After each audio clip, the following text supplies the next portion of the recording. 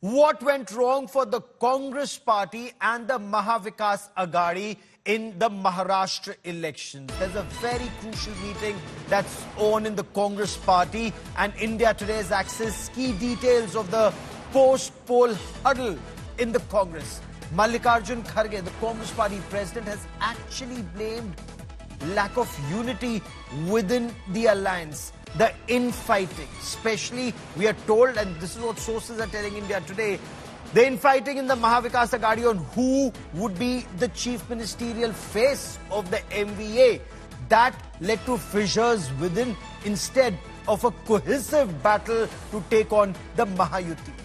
Mallikarjun Kharge has called a spade in this very crucial meeting of the CWC, where he said that the organization, the Mahavikas Aghadi and the Congress party organization, did not perform as per expectations. They were not up to the mark, failed to use the momentum that they had gathered after the 2024 elections and the performance in Lok Sabha elections. Now that momentum should have been carried forward for the assembly elections. That momentum was actually lost.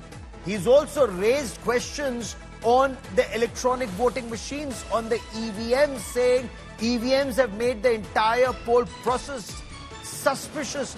I quickly want to cut across to India Today's Mosmi Singh for the latest on this big story. Mosmi, what's likely to emerge from this meeting? But for the moment, bring us the scoop, the inside details of what you've been able to get of the huddle in the Congress about what went wrong in Maharashtra.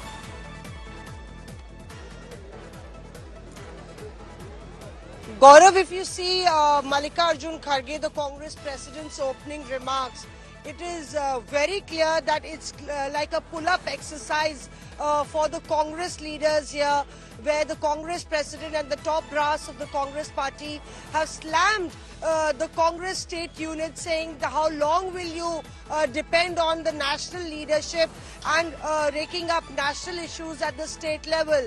Why can't you go at the micro level and work on the grassroots and raise people's issues? He's also slammed the leaders for lack of unity in the party, talking about a very divisive, divided organization and a culture of one-upmanship between leaders who are giving public statements against one another, saying that this is severe indiscipline and costing the party election after election. So thereby it's very interesting that here you have the EVM mentioned as the 18th point in his opening remarks, whereas before that he's talking about several weaknesses of the Congress party that has actually, resulted in the drubbing in the assembly elections after the Lok Sabha polls. So EVM is point number 18.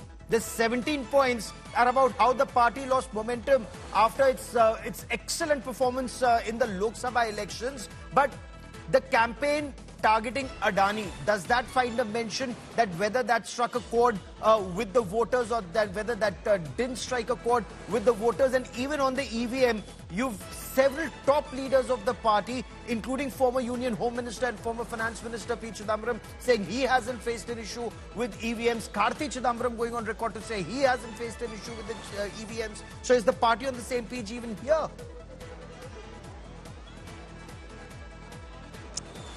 So thereby, Gaurav, the dichotomy in the Congress allegations, because they haven't really been able to take the EVM debate very far. And as you rightly pointed out, from point number 2, point number 1 is congratulations to Priyanka Gandhi Vadra and the others who won the elections. But from point number 2 to almost a dozen points, Kharge goes on to slam the Congress leaders, the party and the organization, talking about how there is lack of motivation, our performance is below expectations, and also if you read between the lines, the thing about the Adani issue is it's also a national issue. So thereby, reading between the lines, Kharge is saying that national issues don't find many takers in state elections, and it's time that the state leadership pulls its socks up. Keep tracking that story, Mosmi. I will come back to you for more. For the moment, Mosmi Singh, many thanks. It's supreme relief for the Muslim side in the Sambal Mosque dispute case. The Supreme Court has stayed the survey findings, claiming that the Muslim side has every right to challenge the survey order and the proceedings. Of course, the Judicial Commission has also been formed to investigate the Sambal violence. The panel will probe if the riots were actually pre-planned. The survey report so far has been put in a sealed cover.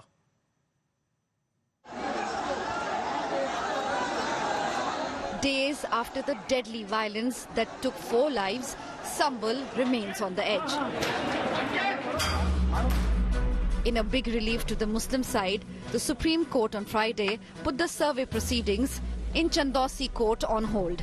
The top court said that no action will be taken in the case by the trial court before a decision by High Court. The court also asked the petitioners to approach the High Court in the matter. Till then, the survey report will be kept in a sealed cover. The Supreme Court has said very clearly that they are not expressing any opinion on the merits of the case. Point number 1, the Supreme Court has directed the Mosque Committee to file their petition before the High Court, and if the same is filed, it should be listed within 3 working days, and the High Court will decide that what will be the next course of action before the trial court. There was a high security in Sambal as Friday namaz was held.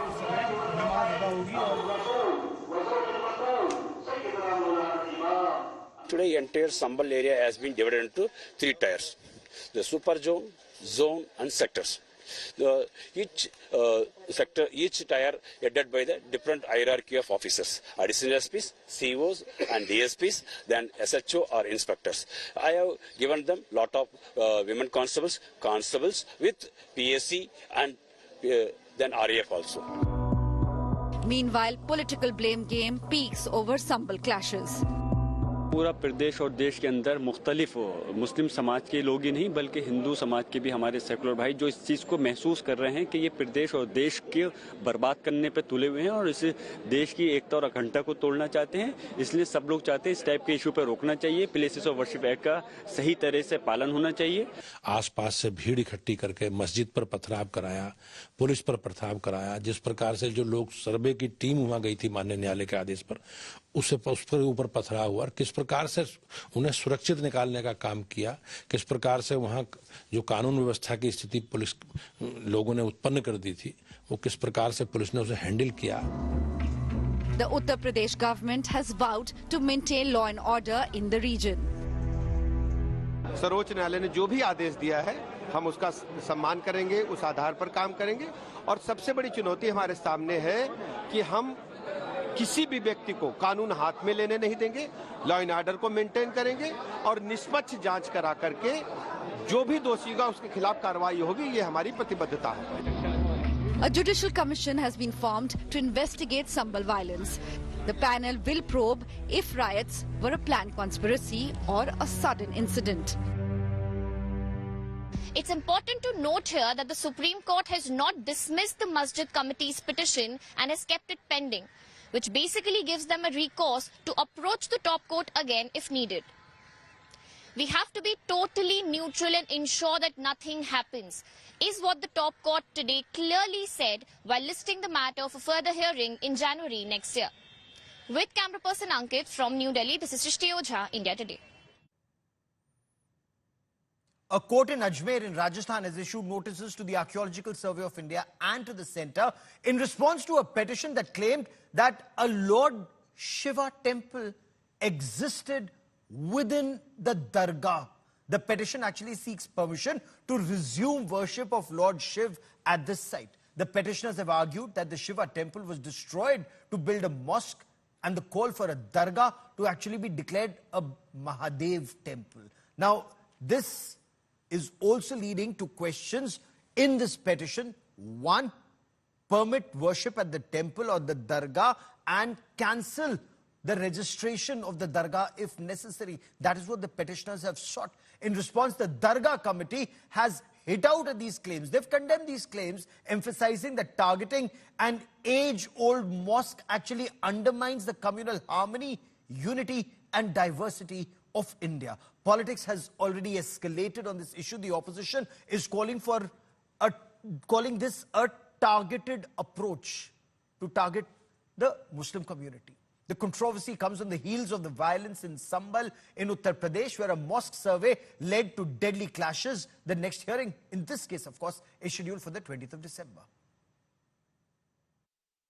Ajmer Sharif के दरगाह से 1 kilometre दूर ये है 2.5 दिन का झोपड़ा, जिसके बारे में कहा जाता है कि मोहम्मद गोरी के गुलाम कुतुबुद्दीन ऐबक ने इसे बनवाया था। इसे लेकर शुरू से ही विवाद रहा है। ये जो आकृतियां हैं, आकृतियों को लेकर कहा जाता रहा है कि ये जो खंभे आप देख रहे हैं, ये सारे खंभे जैन टेम्पल के अनुसार बने हुए हैं और उसके अवशेष से बने हुए हैं। हिंदू पक्ष कहता है कि ये संस्कृत विद्यालय था और मुस्लिम पक्ष कहता है कि ये मस्जिद है, और इसे लेकर यहाँ पर विवाद होता रहा है। एएसआई के अंदर आता है, आर्कियोलॉजिकल सर्वे ऑफ इंडिया के अंदर आता है। देखिए, ये तो न्याय प्रक्रिया है, कोई भी कोर्ट में जा सकता है और कोर्ट उसको एंटरटेन करेगी, उसके ऊपर बाकायदा एविडेंस होंगे, सबूत लिए जाएंगे, उसके बाद फाइनल आएगा। अभी तो बहुत टाइम है। अब ये तो अपने पर्सनल इंटरेस्ट है उनका, वो चीप पब्लिसिटी के लिए कोई भी कर सकता है, तो इसके अंदर रोक तो कोई है नहीं। कोर्ट के ना तो जाने के लिए है, न इस तरह की पब्लिसिटी हासिल करने के लिए। मुझे कुछ नहीं करना है, न्यायालय निर्णय करेगा, क्योंकि ये तो सच है कि अधिकांश मंदिरों को तोड़ करके औरंगजेब ने, बाबर ने, इन्होंने मस्जिदें बनाई थी। अब जांच होगी, जांच में रिकॉर्ड आदेश देता है कि इसे खुदाई करो, और खुदाई करने पे जो उसे अवशेष मिलेंगे उससे निर्णय हो जाएगा क्या। देखो, ये कोर्ट का मामला है और कोर्ट ने जब सर्वे का आदेश दिया है तो ये कोर्ट ही इस पे जजमेंट करेगा कि आखिर उनको क्या फैसला लेना है। जब कोर्ट ने फैसला दिया है, चाहे छोटी कोर्ट हो, चाहे लोअर हो, चाहे कोर्ट तो कोर्ट होती है। तो कोर्ट ने जो निर्णय लिया है तो कोर्ट ही फैसला लेगी इसमें। And let's now quickly cut across the border, our eastern border, take you to Bangladesh, where the situation remains extremely tense. Hindus continue to be targeted in Bangladesh. The International Society for Krishna Consciousness, ISKCON, has put out a statement clarifying that it has not distanced itself from supporting Chinmay Krishna Das and his efforts to get freedom, because according to them, he's been campaigning for equal rights for Hindus. The Muhammad Yunus government, it's met the head of the earlier banned extremist organization Jamaat-e-Islami, and this organization, Jamaat-e-Islami, it wants ISKCON banned. This comes after the Bangladesh government took a U-turn on the issue of banning of ISKCON after international condemnation. Of course, India has repeatedly asked Bangladesh to ensure Hindus and other minorities are not discriminated against, because that's the responsibility of the Muhammad Yunus-led administration.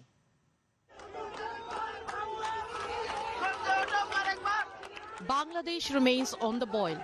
A day after distancing from Chinmay Krishna Das, ISKCON expressed solidarity with the former ISKCON member who was arrested on charges of sedition in Bangladesh.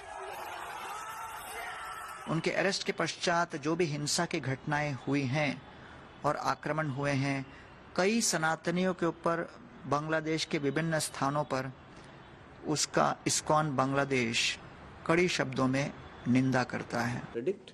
The Ministry of External Affairs has expressed deep concerns and called upon the Bangladesh government to ensure safety of Hindus. The interim government must live up to its responsibility of protecting all minorities. We are concerned at the surge of extremist rhetoric, increasing incidents of violence and provocation. These developments cannot be dismissed only as media exaggerations. Amid massive uproar, Bangladesh interim government head Muhammad Yunus met Shafiqur Rahman, the chief of Jamaat-e-Islami, a previously banned extremist Islamic organization. Rahman had demanded action against ISKCON. সকল আলোচনায় আমরা একমত হয়েছি যে দেশবাসীকে সাথে নিয়েই দেশকে সামনের দিকে এগিয়ে নেওয়ার চেষ্টা করতে হবে, আর দেশের স্বার্থ বিরোধী কর্মকাণ্ডে যারাই জড়িত থাকবে তাদেরকে অবশ্যই আইনের আওতায় আনতে হবে। আমরা শুধু ISKCON না, আমরা বলেছি জাতীয় স্বার্থের বিরুদ্ধে যারাই যাবে তাদের ব্যাপারে পদক্ষেপ নিতে হবে। Meanwhile, the Yunus administration took a U-turn over ISKCON ban. After Attorney General claimed on Wednesday that banning ISKCON was the government's top priority, Dhaka now says no discussion took place on the issue. কোন সংস্থা নিষিদ্ধ করার কোনো আলোচনা সরকারের মধ্যে হয়নি। দাবি অনেকই উঠতে পারে, দাবির সপক্ষে মানুষ অনেক কর্মসূচিও দিতে পারে। ব্যক্তির অপরাধের সাথে সংস্থার অপরাধকে আমরা জড়িয়ে ফেলছি না। British Conservative MP Bob Blackman strongly condemned the atrocities against Hindus in Bangladesh and the arrest of former ISKCON priest Chinmoy Krishnadas. This is a direct attack. We have a responsibility because we enabled Bangladesh to be free and independent. Now, whatever the change of government has been in Bangladesh, it cannot be acceptable that religious minorities are persecuted in this way. So far, we've only had a written statement from the FCDO. So could the leader enable an oral statement on the floor of this House so it can bring to the world's attention what is going on in Bangladesh? In India, opposition leaders condemned the arrest of Hindu monk Chinmoy Das. ये मानवता का सवाल है, humanity का सवाल है। ये किसी एक पार्टी का सवाल नहीं है।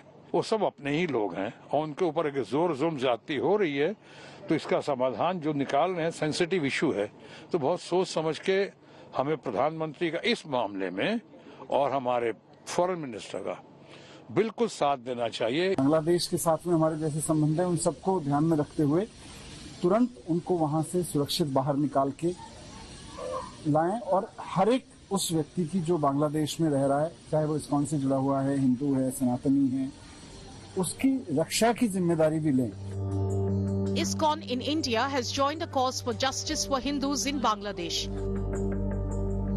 हमारे भक्त लोग हमेशा बांग्लादेश में जब भी प्राकृतिक आपदा आती है तो वो लोग किसी का धर्म या जाति या क्रीड या कोई नेशनैलिटी कुछ नहीं देखते हैं। वो लोग हर एक समय लोगों की सेवा में तत्पर रहते हैं। तो ऐसे अच्छे ऑर्गेनाइजेशन को टेररिस्ट बोलना बहुत ही दुखद है।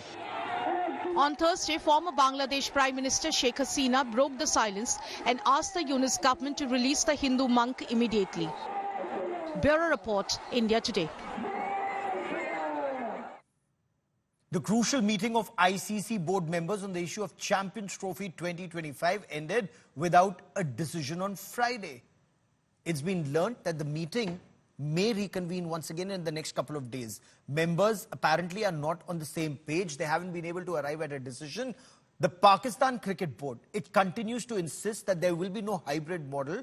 2025 Champions Trophy has to be played in Pakistan with all teams, including India. They will have to come to Pakistan and play. The BCCI has made it very clear. Team India, there is no way that Team India will travel to Pakistan given the current situation. The PCB is not keen for India matches to be played at a different location, whether it's at Dubai, the UAE, or in Sri Lanka or elsewhere. The Champions Trophy is already behind schedule, with the ICC unable to share the fixtures well in time. It's slated to be played between the 19th of February and the 9th of March 2025, but it's run into crisis because India is very clear. Given the situation in Pakistan, there is no way that Team India will travel to Pakistan. On Indian cricket team participating in Pakistan, the BCCI has issued a statement. So I would refer you to the statement. They have said that there are security concerns there, and therefore it is unlikely the team will be there, going there. हम पाकिस्तान के लिए best लेके निकलेंगे। मैं आपसे वादा करता हूँ कि जो होगा पाकिस्तान के लिए बेस्ट होगा। हम अपने स्टांस में अभी भी क्लियर हैं कि ये नहीं हो सकता कि हम जाके इंडिया क्रिकेट खेलें और इंडिया नहीं खेले यहाँ आके, ये नहीं हो सकता। तो जो भी होगा बराबरी की सतह पर होगा और हम उसमें आईसीसी को बड़ा क्लियर बता चुके हैं। Is what you said about Pakistan and the 1982-83 tour. You said you played them better because from the traditional side-on position, you now move to an open-chested position. I couldn't have found a better description for a Pakistan policy than that. Now, this is a story we'll be tracking very, very closely, but for the moment, I want to move forward and take you to Tamil Nadu, which is bracing for Cyclone Fengol. Cyclone Fengol is likely to make landfall between Karaikal and Malapuram on Saturday afternoon. The cyclone is expected to pick up wind speed and wind speeds of between 70 to 80 kilometers per hour. It's likely that it will bring massive rainfall across coastal districts of Tamil Nadu and Puducherry till about the 1st of December. Now, because of these adverse weather conditions, schools in Chennai and in other parts, they've already been closed on Friday. The Met Department has issued a red alert for 8 coastal districts in Tamil Nadu as well. Huge amount of rainfall in areas like Chennai, its neighbouring districts of Chengalpet, Kanjipuram, Tiruvallur and Puducherry, etc. For that reason, the government, of course, is now reviewing the preparedness to ensure that they are ready to brace the impact of the cyclone. There is minimum damage to life and property. So precautionary measures are being taken. The government, of course, is looking to move people living in low-lying areas to relief centres, etc. because there is, of course, a concern of flooding, especially in Chennai. So that's the reason why the government is now looking into the precautionary measures. And on the other side, you can see the fishermen also have been advised not to venture into the sea until the weather conditions become better, until the cyclone makes a landfall. So that's the reason why they are now trying to ensure that their boats are kept in a proper manner, in a safe manner, and it doesn't suffer any damages due to the strong winds and rains, etc. But as far as Tamil Nadu is concerned, the government, of course, is on high alert, and they've also urged the public to stay cautious, to stay safe and take enough precautions at this point in time. With video journalist Daniel, this is Shilpa Nair in Chennai for India Today.